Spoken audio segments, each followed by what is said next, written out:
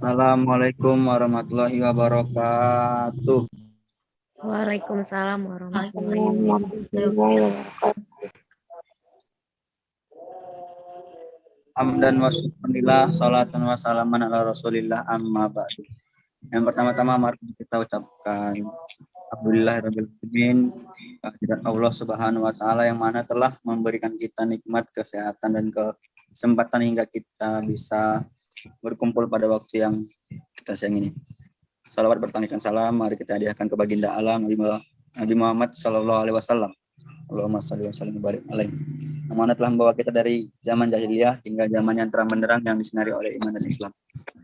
Oke, berdiri kami di sini sebagai pemateri kami dari kelompok 3 UFK Usul Keuangan yang membahas makalah tentang bisnis forex dan trading. Jadi kami beranggotakan saya sendiri Fikri Haikal, Habib Laudana Ardia, Putri Septiani, Vini Karyanti, Nila Rosdiana, dan Nina Jahara. Oke, kita masuk ke pembahasan pertama yaitu yang akan dilakukan oleh saudari Nila Rosdiana. Dan saudari saya silakan.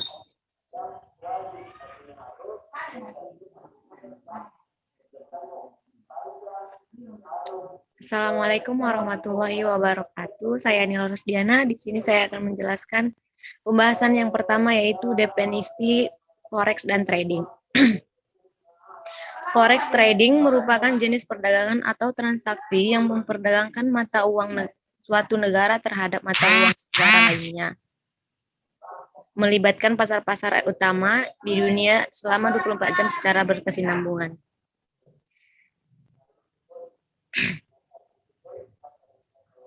Jika kita memulai suatu rasa penasaran itu apa trading forex? Trading forex itu merupakan salah satu produk investasi dan aktivitas jual beli mata uang asing. Trading forex secara umum, forex merupakan transaksi menukarkan mata uang negara tempat Anda tinggal dengan mata uang negara asing pilihan.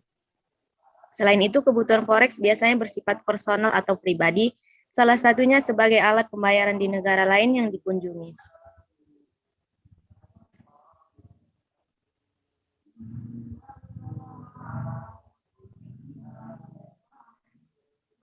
Jadi, jika Anda menukarkan uang di money changer, aktivitas tersebut dapat disebut dengan foreign exchange atau disebut dengan trading forex. Sedangkan trading forex memiliki pengertian yang berbeda, yaitu merupakan aktivitas jual beli mata uang asing yang biasanya dilakukan secara online. Tujuan dari trading forex sebagai investasi sendiri atau mencari keuntungan dengan selisih angka penjualan yang dilakukan. Sekian hasil dari penjelasan saya kembalikan kepada moderator. Oke, terima kasih kepada saudari Nila Rosdiana yang telah membahas pembahasan yang pertama. Pembahasan selanjutnya akan dibawakan oleh saudari kita Putri Septiani. Kepada saudari Putri Septiani, saya persilahkan. Baiklah, saya Putri Septiani akan melanjutkan penjelasan yang kedua, yaitu pihak yang terlibat dalam pasar forex. Jadi, pihak yang berlibat ini melakukan berbagai transaksi di pasar valuta asing yang tujuannya untuk mengambil keuntungan. Pihak-pihak yang terlibat diantaranya Bank Sentral. Bank Sentral ini berkepentingan untuk pasar valuta asing dengan tujuan menstabilkan posisi nilai tukar yang menganut fixed exchange rate dan manage floating.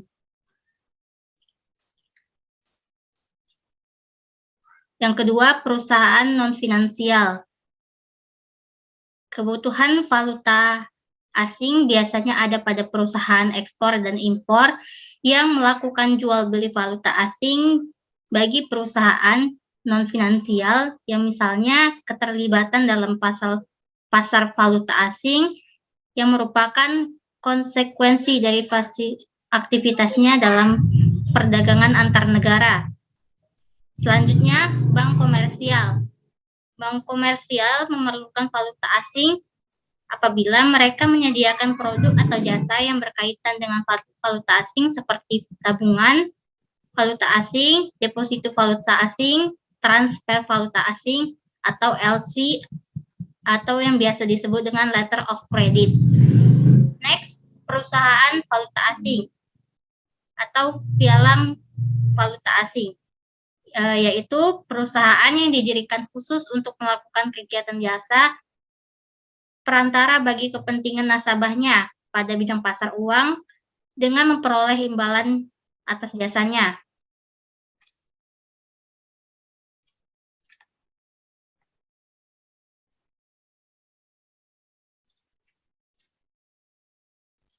Selanjutnya akan dilanjutkan oleh teman saya. Saya kembalikan ke moderator.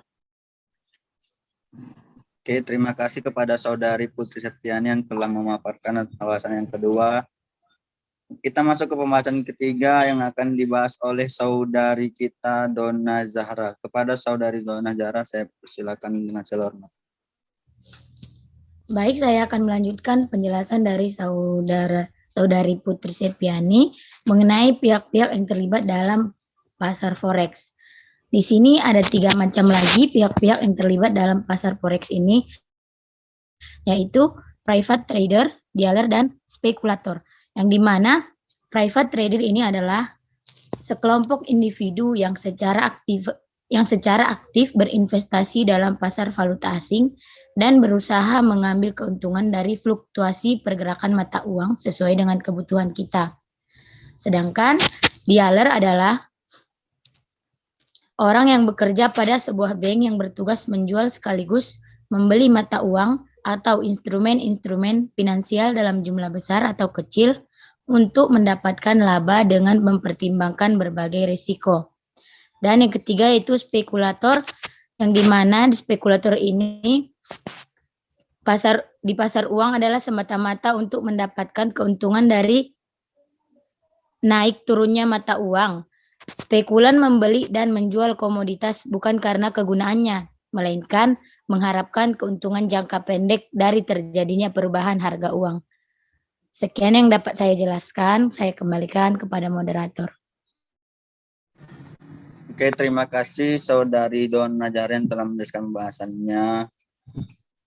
Kita masuk ke pembahasan selanjutnya yang akan dibahas oleh Saudari kita Fenik Haryanti. Kepada Saudari Fenik, saya Baiklah, saya akan melanjutkan pembahasan dari Saudari Donna Zahra Hasibuan, yaitu tentang mata uang yang diperjualkan.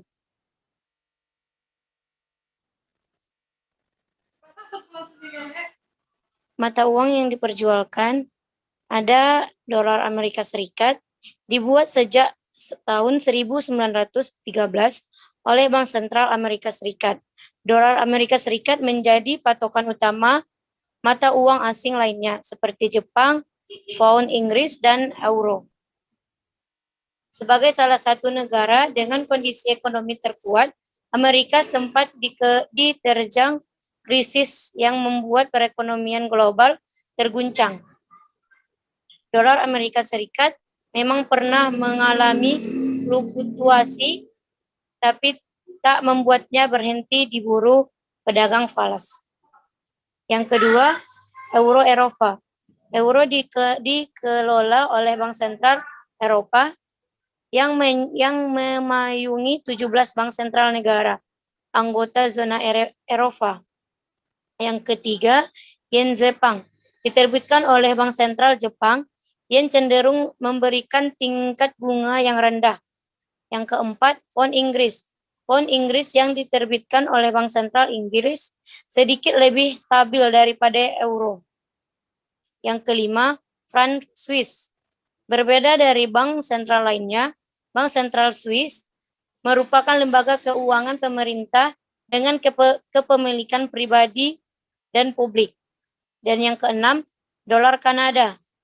Keunikan dolar Kanada adalah kaitannya dengan minyak mentah. Ini meningkatkan Kanada menjadi eksportir utama komoditas tersebut. Cukup sekian yang dapat saya sampaikan. Saya kembalikan kepada moderator. Oke, terima kasih kepada Saudari Fenik Haryanti yang telah mempersilahkan pembahasannya. Kita masuk ke pembahasan terakhir yang akan dibahas oleh saudara kita, saudara Habib Laudanaria. Kepada saudara Habib, saya persilakan waktu dan tempat.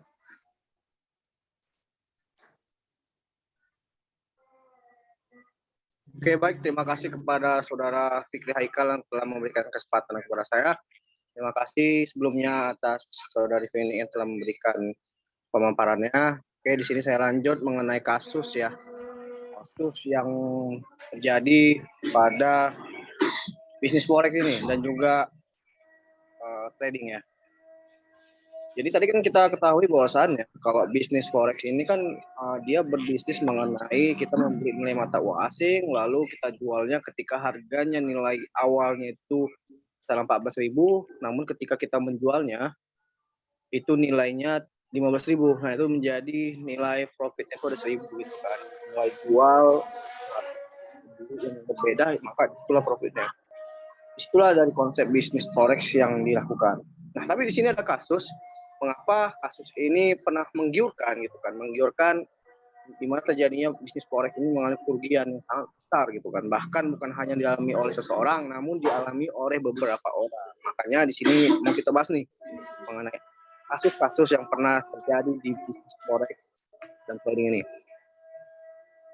Pendahuluan, pada tahun 2017 silam, KA sempat menghebohkan negeri karena ia mengaku bahwa telah rugi hingga 17 miliar rupiah dengan berbisnis forex. Parahnya, jumlah uang tersebut bukan hanya milik KA seorang, namun juga beberapa teman dan orang terdekatnya. Melakukan bisnis forex yang menggiurkan dan memiliki potensi keuntungan yang tidak terhingga, forex foreign exchange atau biasa disebut dengan falas valuta asing merupakan investasi yang menggunakan pertukaran mata uang asing. Yang sudah saya jelaskan tadinya, di sini mengenai konsepnya itu ada high risk, high return gitu kan. Ada yang tinggi risiko dan juga pengembangan itu tinggi juga gitu. Bisnis forex seperti inilah memang harus dijalani dengan hati-hati karena ada banyak pertimbangan yang harus dipikirkan. Oke, baik, next bisa next selanjutnya Putih.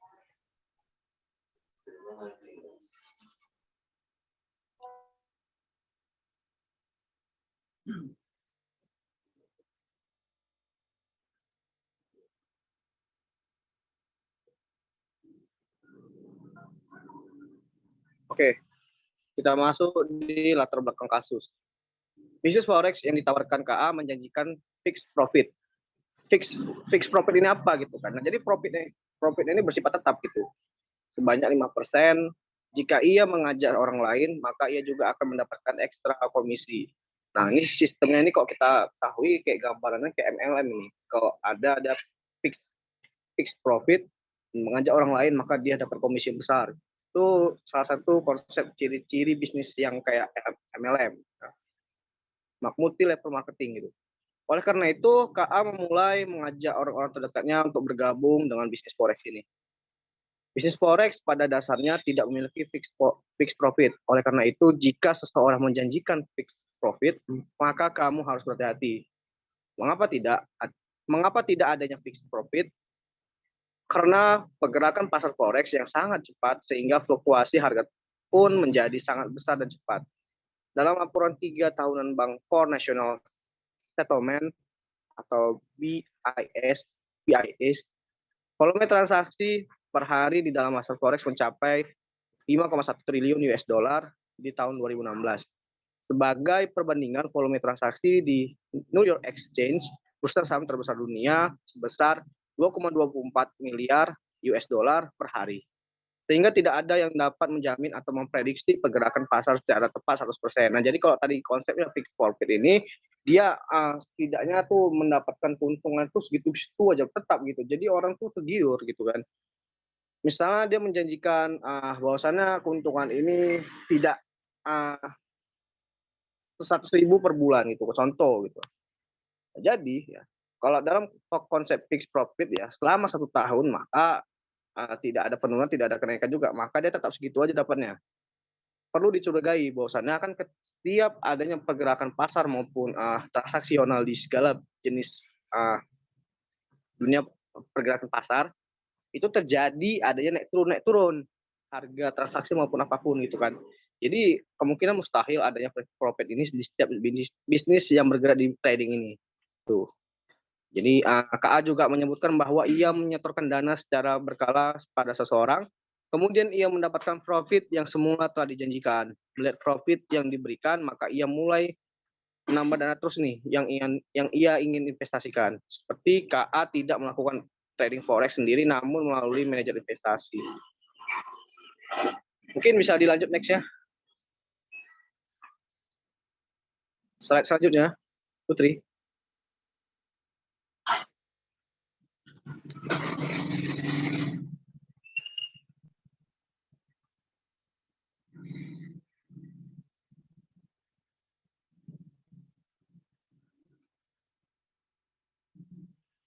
Halo Putri. Next.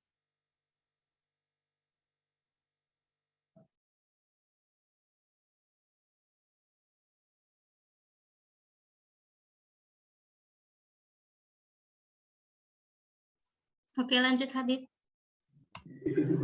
Oke, baik. Solusi dari kasus tersebut ya, bahwasanya tadi udah saya jelaskan juga mengenai fixed profit itu ketidakmustahil gitu kan teman-teman. Jadi tidak ada bisnis yang memang 100% dijamin keuntungan tuh segitu-segitu aja gitu kan.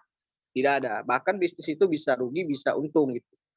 Nah ini bisnis forex ini dia menjanjikan fixed profit gitu sebesar 100%. Maka itu mustahil aja kalau kita menjalankan trading yang seperti itu. Tidak ada penurunan di dalam bisnis yang ia telah investasikan. Prinsip dasar valuta asing atau forex adalah murni berdagang. Nah, kalau teman-teman tahu berdagang itu ya pasar itu kita tidak bisa memprediksi. Adam Smith mengatakan bahwasannya adanya invisible hand, bukan invisible hand, bahwa transaksi itu terjadi itu dia tidak bisa diperkirakan bahwa transaksi itu memang berjalan dengan mengikuti arus pasar gitu. Bahkan ada yang naik, ada yang turun gitu kan. Tidak ada stagnan begitu saja.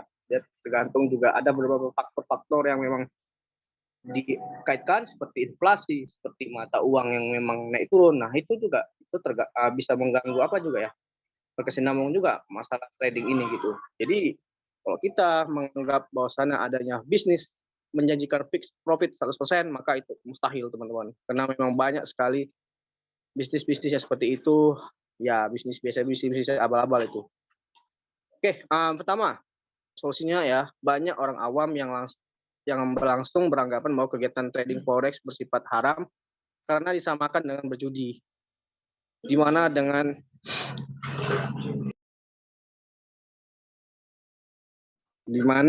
hanya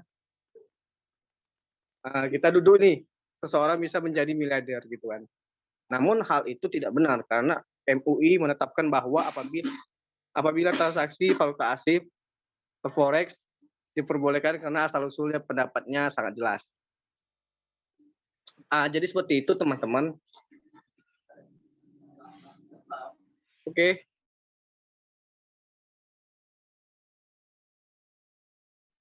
Oke, itu tadi solusinya ya. Kalau solusi yang lain itu memang banyak sebenarnya. Satu tadi solusinya itu bahwasannya kalau itu kan bersifat ketidakjelasan, goror ya kalau dalam syariat dalam Islam ya gitu. Goror ketidakjelasan gitu kan. Secara jelas itu haram gitu kan, kayak bersifat judi. Terus solusi yang keduanya itu kita kalau memang mau bisnis trading itu udah terdaftar gitu kan di bagian Menteri Perdagangan. Kalau dia bisnisnya bergerak di perbankan, itu dia yang menjaminkannya itu ada LPS ataupun satu lagi apa dia bisa jadi BI ataupun satunya lagi setidaknya ada lembaga penjamin simpannya gitu. Setidaknya ada itu OJK bos saya ingat. Kalau dia bergerak di perbankan, maka harus ada itunya baru kita bisa menjaminkan bahwasannya itu bisnisnya itu legal gitu kan. Kalau seperti ini bisa saja dia mengiming-imingkan bahwasannya ada 100% fixed profit, itu belum tentu jelas bisnis itu memang dapat dijalankan dengan legal. Mungkin itu saja dari saya. Selebihnya saya kembalikan lagi kepada moderator. Terima kasih. Oke, terima kasih kepada Saudara Habib atas pembahasan yang dibawanya. Jadi kita tahu sama-sama bahwasannya forex trading itu ialah merupakan transaksi penukaran mata uang asing yang biasa dilakukan secara online. Tujuannya yaitu sebagai investasi sendiri adalah mencari keuntungan dari sisi angka penjualan yang dilakukan. Mungkin hanya itu dari kelompok kami yang bisa kami sampaikan. Lebih dan kurangnya kami minta maaf. Pada Allah kami minta maaf.